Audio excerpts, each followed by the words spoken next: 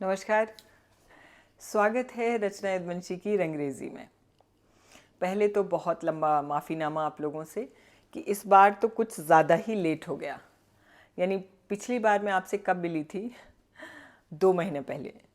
और अभी कुछ लोग मुझे जो मिले, मेरे मित्र, मेरे प्रशंसक जो मुझे सुनते हैं, मेरा ऑडियंस, उन्होंने जब मुझसे पूछा कि रचना क्या तुमने अपना चैनल बंद कर दिया है, मुझे जर्क लगा, मिश्रित फीलिंग थी, मिक्स्ड इमोशंस आए मुझे कि एक तो ये जर्क लगा, पहला तो ये कि इतना वक्त हो गया कि लोगों को लग रहा है कि मैंने बंद ही कर दिया लिखना पढ़ना और आपको सुनाना। और दूसरा थोड़ा अच्छा भी लगा कि कुछ लोगों ने लिटरली कहा कि हम वेट कर रहे हैं और तुम्हारा नेक्स्ट एपिसोड नहीं आया। तो उसमें मैं आपको बता दूं, माफ़ीनामे में के कुछ बिंदु हैं मेरे पास कि बहुत सारी चीज़ें हो गई पिछले 2 महीने में। फिज़िकल साउंडनेस की कमी, यानी शारीरिक अस्वस्थता तो पहला बिंदु था, जो बिल्कुल ही गला ख़राब होने की वजह से बिल्कुल ये काम तो हो ही नहीं सकता था, लेकिन वो भी बहुत लंबा नहीं था। उसके बाद एक करीबी मित्र को खो देना, तो फिर मानसिक रूप से मैं कुछ लिखने पढ़ने और सुनाने की स्थिति में नहीं रही कुछ दिन। और तीसरा जो मैं आपको बताऊं और मैं बताना चाहूँगी कि जो मनोवैज्ञानिक डायमेंशन मैंने देखा कि जब एक विशेष साइकिल होता है, एक चक्र होता है, जैसे जब आप कुछ अच्छा कर रहे होते हैं तो वो अच्छा होते रहता है। जब आप का कोई भी प्लान या मिशन डिरेल्ड हो जाता है, आउट ऑफ ट्रैक हो जाता है, तो फिर वो बिल्कुल पटरी से उतर जाता है। और उसमें जो कारण होते हैं, जो कॉजेज़ होते हैं डिरेलमेंट के, वो तो होते ही हैं, लेकिन उसमें सबसे बड़ा जो मनोवैज्ञानिक कारण जो मैं महसूस कर रही थी, अगर आपके साथ भी ऐसा होता हो तो मुझे कमेंट्स में ज़रूर लिख दीजिएगा, कि फिर ये एक मनोभावना बन जाती है कि अब तो लेट हो ही गया है, अब थोड़ा और लेट हो जाएगा तो कोई फ़र्क नहीं पड़ेगा। या बिल्कुल वैसे ही जैसे जब आप हेल्दी खा रहे होते हैं और जिम कर रहे होते हैं तो दोनों चीज़ें साथ में चल रही होती हैं। लेकिन अगर आप कोई भी एक चीज़ बंद करते हैं, या आप किसी दिन आप अपना जो है आप अपना फूड पैटर्न बिगाड़िए, तो फिर आपको लगता है कि आज तो हम पूरा मतलब अब खा ही लेते हैं, बहुत अच्छे से खाएंगे, सारा सारा चटोरपन करेंगे, सारा जंक खाएंगे। तो मतलब वही विशियस साइकिल कि मतलब जो जेन्युइन कारण थे, जो जेन्युइन रीज़न से थे ना आने के चैनल पे, वो तो थे ही, लेकिन उसके बाद की जो लिथार्जी है वो एकदम अलग किस्म की थी। और बड़ी ही मुझे कि मतलब मैं समझ रही थी, ऐसा नहीं है, मैं पिछले 3-4 दिन पहले भी ये लेके आ सकती थी, लेकिन एक वो चीज़ कि अब तो लेट हो गया है, अब तो काफ़ी लेट ऑलरेडी हो ही गया है, तो 3-4 दिन और लग सकते हैं, दिस इज़ नॉट गुड। मुझे ऐसे लगता है कि हम लोग बहुत सारी चीज़ें सिर्फ इसलिए जो है अस्त व्यस्त कर देते हैं कि पूरी फर्मनेस के साथ उसको पकड़ते नहीं हैं दोबारा। खैर, बहुत लंबा माफ़ीनामा हो गया। पूरी कोशिश रहेगी फिर से कि बहुत बहुत नियमित रहूं, बहुत कंटिन्यूस रहूं। आते हैं मुद्दे की बात पे। मैंने आपको पिछली बार कम बैक शिवी सुनाई थी, जो मेरी लास्ट स्टोरी थी। और वो मैंने आपको बताया था कि मैं लिख रही हूँ और तब सुनाऊंगी जब अगला पार्ट लिख लूँगी। तो अगला पार्ट क्यों नहीं लिख पाई वो मैंने आपको बताया, अब मैंने लिख लिया है। कम बैक शिवी जिन्होंने नहीं सुनी, उनके लिए मैं लिंक अपने पिछले एपिसोड का उसमें कमेंट सेक्शन में डाल दूंगी, आप ज़रूर सुनो। जिन्होंने नहीं सुनी है या जिन्होंने सुन ली है तो उसको पूरा पूरा फिर से डॉट्स कनेक्ट करने के लिए उसे सुन लें। नहीं तो मैं थोड़ा सा जिस्ट आपको ज़रूर बता देती हूँ कि वो क्या थी कम बैक शिवी। दरअसल मैंने अपनी एक मित्र अवनी के विषय में लिखा था और उसकी बच्ची के विषय में लिखा था कि कैसे हम दोस्त बने, कैसे जब हमारी बेटियां पढ़ने के लिए किंडरगार्टन में गईं और हम उसी उसी पेरेंट्स की क्यू में खड़े हुए, मैं और अवनी मिले, और उसकी बेटी, अवनी की बेटी शव्या और मेरी बेटी अपराजिता, और जब हम लोग मिले अपू और शिवी के तौर पे, और कैसे हम लोग मित्र बने और कैसे वो बहुत अच्छे दोस्त बने, चूँकि वो बिल्कुल ही छोटी बच्चियाँ थीं। तो वो मैंने आपको पूरी कहानी सुनाई थी और उसमें थोड़ा सा मैंने आपको ये भी बताया था एक्स्ट्रा के तौर पे कि अवनी के व्यक्तित्व से मैं खासा प्रभावित थी। बहुत ही फियरलेस, बहुत ही अपने अंदाज में जीने वाली वुमन फ्रेंड थी मेरी, वो है, अभी भी है। और उसकी हर बात डिफरेंट थी, और उसका सबसे ज़्यादा मतलब ज़िंदगी को जिसे खुल के जीने वाले लोगों में जिनका नाम आता है तो उसमें अवनी सबसे पहले आती है मेरी लिस्ट में। तो ये सब मैंने आपको सुनाया था। इस पूरी स्टोरी तो मैं लिंक में डाल दूँगी। मेरी गुजारिश है कि आप ज़रूर सुन लीजिए उसको दोबारा, ताकि आप पूरे डॉट्स कनेक्ट कर पाएँ। और दूसरा पार्ट मैंने लिख लिया है, वो मैं आपको सुनाती हूँ। और मेरी कोशिश ये रहेगी कि तीसरे भाग में मैं इसको समाप्त कर दूँ, ख़त्म कर दूँ। और ये ज़्यादा कोशिश रहेगी कि बहुत जल्दी, यानी अगले शुक्रवार तक मैं इसका एंडिंग पार्ट आप लोगों के लिए ले आऊँ। तो चलते हैं भाग 2 पे, कम बैक शिवी के पार्ट 2 पर। समय भागता है या हम ही अपनी ज़िंदगी के तमाम झंझट और जश्न लिए आगे बढ़ते हैं और उम्र दराज होते जाते हैं, मुझे ये आज भी रहस्य ही लगता है। क्लास नर्सरी में दाखिल हुई हमारी अप्पू और शिवी देखते देखते क्लास 5 में पहुंच गईं। और चूंकि बच्चों की दोस्ती एक अबोध स्नेह सूत्र से बंधी होती है, दे आर वेरी इनोसेंट, इसलिए वहाँ दोस्त बदलने की जो प्रक्रिया है, जो प्रोसेस है, वो बहुत धीमा होता है या ना के बराबर होता है। अप्पू और शिवी स्कूल की नियमित होने वाली रीशफलिंग, यानी जब बच्चों के सेक्शंस बदल दिए जाते हैं जिससे वो सीख सकें कि हर बार नए सेशन में अजनबी चेहरों से और पर्सनालिटी से कैसे तालमेल बिठाना है। तो नियमित होने वाली रीशफलिंग के बावजूद शिवी और अप्पू की मासूम दोस्ती बरकरार रही। 6 साल माओ के रूप में मैं और अवनी भी दोस्त बने रहे। जितना मैंने करीब से अवनी को जाना, वो एक फौजी ऑफिसर की बेटी के तौर पर बंगाल के एक ऐसे समाज में पली बढ़ी थी जहां बेटियों को दुर्गा के रूप में न केवल पूजा जाता है, बल्कि उतनी ही निष्ठा से उसी स्पिरिट में उनकी परवरिश भी की जाती है। अगर एक पंक्ति में मैं अवनी का संक्षिप्त परिचय दूं तो मैं कहूँगी कि Avni was a highly educated, fearless and independent woman, जिसने अपनी बेटी शिवी को भी उन्हीं संस्कारों के साथ बड़ा किया। शिवी एक बेहद प्यारी और कॉन्फिडेंट बच्ची के तौर पर मेरी आंखों के सामने बड़ी हो रही थी। कितने ही वीकेंड्स में कभी मेरी अप्पू और कभी शिवी एक दूसरे के घर, एक दूसरे के साथ समय बिताते थे। बड़ी गोल मटोल आँखों वाली शिवी अपनी मम्मी पापा का अच्छा संयोजन थी, यानी अच्छा मिक्सचर थी। चौड़ा माथा, बड़ी आंखें अवनी जैसी, और बाकी का रंग रूप और मुस्कुराहट बिल्कुल अपने पापा अमोल जैसी। दुनिया भर की क्यूरियोसिटी अपने अंदर समेटे शिवी जब कभी सैटरडे या संडे अप्पू के साथ टाइम स्पेंड करने आती तो लाती अपने संग ढेरों प्रश्नों का पिटारा। आंटी, आप ऑफिस क्या करने जाते हो? आप अप्पू को रात में कौन सी स्टोरी सुनाते हो? या आपने कौन सी लिपस्टिक लगाई है? आप हमेशा साड़ी क्यों पहनते हो? आप फिश क्यों नहीं खाते? वगैरह वगैरह। किचन सेट सजाने से लेके छिपा छिपी और what colour do you want तक सारे खेल खेलकर अपनी फेवरेट मैगी और मालदा मैंगोज़ खाकर दोनों सहेलियां अपना वीकेंड मन भर के मनाती। शिवी को पूल खेलना बहुत पसंद था और हमारी एक कॉमन मित्र के यहाँ पूल टेबल पर शिवी अच्छा खासा वक्त लगाती थी। और वर्किंग मम्मियों के लिए सबसे अच्छा होता है कि उनकी छुट्टी वाले दिन उनके बच्चे उन्हें छोड़कर अपने किसी पसंदीदा काम में व्यस्त हो जाएं या थोड़ा सा वक्त अपनी मम्मियों को दे दें। अप्पू और शिवी को एक साथ बड़े होते देख रहे थे हम दोनों, यानी मैं और अवनी। तभी मेरा ट्रांसफ़र हुआ दूसरे शहर में।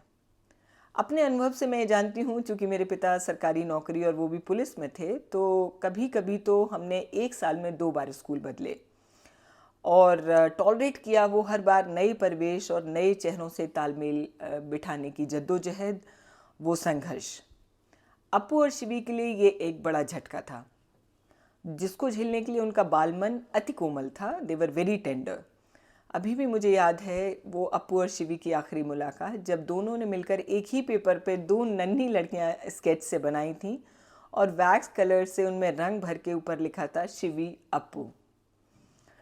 गले मिलकर दोनों ऐसी हिचकियां बांध के रोई थीं कि मुझे और अवनी को खासा वक्त लग गया था दोनों को चुप कराने में। मैं और अवनी भी भारी मन से विदा हुए थे और यही ज़िंदगी की मैच्योरिटी होती है कि किसी से कितनी भी प्रगाढ़ मित्रता हो, अलग होने पर मन खुद को दुनियादारी के दिलासे देके सहज कर ही लेता है। किसी नई जगह पर मेरी पोस्टिंग और अप्पू के स्कूल में सामंजस्य यानी तालमेल बिठाने में 1 साल हवा हो गया और रोज़ मिलने वाली नन्ही लड़कियां यानी अप्पू और शिवी अब बस मम्मियों के फ़ोन पर 10-15 मिनट अपनी मासूम बातों से एक दूसरे का हाल लेती थीं। और न जाने कब यह सिलसिला भी थम गया। मीटिंग के चलते जब कभी अवनी के शहर जाना होता तो शुरुआती उत्साह तो वहाँ बने नए दोस्तों से मिलने के लिए एक्स्ट्रा एनर्जी दे देता था, लेकिन फिर वो भी धूमिल हुआ, यानी फेड हुआ। फिर वही बिंदु कि हम उम्र के फासले तय कर रहे थे और समय को पीछे छोड़ते जा रहे थे। प्री टीन में एंटर करती हमारी बेटियां क्यूट से ब्यूटीफुल की पगडंडी पर चढ़ गई थीं और बहुत ख़ास मौक़ों पर ही अब अवनी और शिवी से हमारी मुलाकात होती थी। जब कभी हुई तो शिवी के ऑरा में आए हर बार नए परिवर्तन को देखकर मैंने मन ही मन टचवुड कहा। अवनी और अमोल की एकमात्र बिटिया शिवी कितने नाजों में पल रही थी, कोई भी अंदाज़ा लगा सकता था। पापा के दिलों का टुकड़ा होती हैं बेटियां, इस पर तो साइंस की बाकायदा रिसर्च है कि बड़े होते होते बेटे माँ से और बेटियां पिता से नज़दीक होते जाते हैं। अमोल की गर्दन में हाथ डालकर शिवी किसी भी बात को मनवा लेती थी। वहीं फौजी अनुशासन में पली बड़ी अवनी शिवी को हर सुख सुविधा तो देती थी, लेकिन समय पड़ने पर बंगाली में कड़ी फटकार लगाती। ठीक करे बाशो नहल ओके चोर मारबो। और उधम मचाती शिवी, ठीक आछे माँ राग कोरोना कह के शिवी एकदम अच्छी बच्ची बन के शांत हो जाती। हमारी फिजिकल डिस्टेंसेस ने वही काम किया जो दूरियां रिश्तों में करती हैं। कम मुलाकातें, कम बातें और एक दूसरे के विषय में कम जानकारियाँ। फ़ोन पर ही hi sweetheart, how you, see you soon की संक्षिप्त लाइनें क्या कभी सच में बता पाती हैं कि किसकी ज़िंदगी में क्या चल रहा है। आज भी याद है मुझे शहर के एक पॉश इलाके में पूरे चाव से बनाए घर को अवनी ने मुझे कितने प्यार और गर्व से दिखाया था। हर रूम का डेकोर बता रहा था कि दरों दीवारें बोल उठती हैं अगर उसको तफसील से सजाने वाली के एस्थेटिक्स कमाल के हों। घर की एंट्री पर लगी माँ दुर्गा की मॉडर्न आर्ट वाली पेंटिंग और बगल में मुरादाबादी पीतल की झांकती घंटियाँ, ड्राइंग रूम के कोनों में असम के केन लैम्प्स और दीवारों से मैच करते हुए भदोही के कंट्रास्ट दरीचे यानी कालीन। एक बार में किसी को भी कैंट एरिया के बड़े फौजी अफसर के घर के अमूमन बंगले की याद दिला देते थे।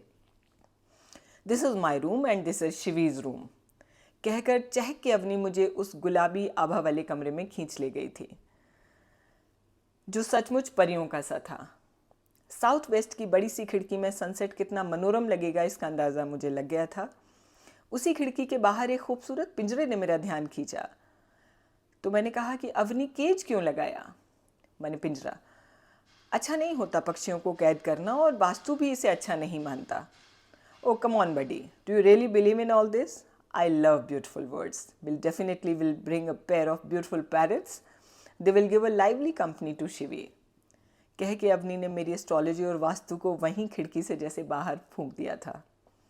हल्के वायलेट कलर के लिली के फूलों के पर्दे, कोने में टीक फिनिश के चेयर टेबल और बीच में एक रॉट आयरन का सिंगल बेड जिस पर दीवारों से मैच करती हुई बेडशीट, दुवे और मैचिंग एसी क्विल्ट, यानी शिवी की अपनी ही एक दुनिया जहाँ वो सपने बुन सके और उस पर काम कर सके।